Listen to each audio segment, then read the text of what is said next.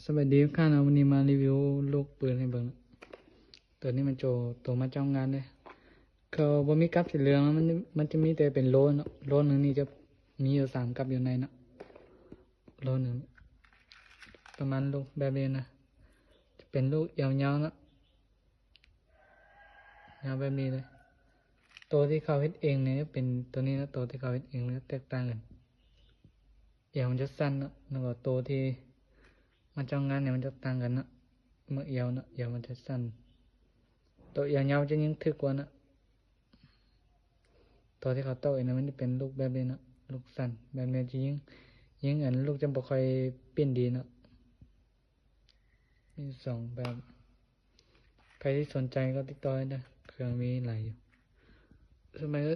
ได้ปืนลมก็ติดต่อได้อันนี้จะเป็นเค2อ่ะสภาพมือหนึ่งวันนั้นยิงเลยสภาพใหม่เลยตอนนี้ยังไม่ได้ประกอบกันนะประกอบแต่อันมือจับกันทางนะแล้วก็ทางเนี่ยลูกค้าใดที่สนใจปืนรุ่นใดก็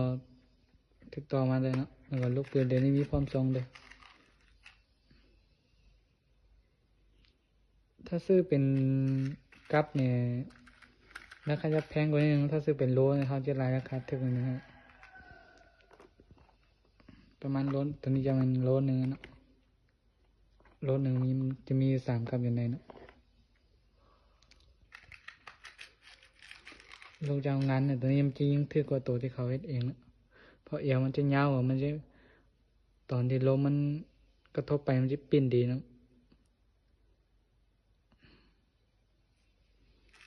ตัวที่เขาเฮ็ดเองตัวนี้นี่เวลายิงไปเนี่ยมันบ่ค่อยปิ้นดีแล้วเพราะเอวมันสั้นเบิด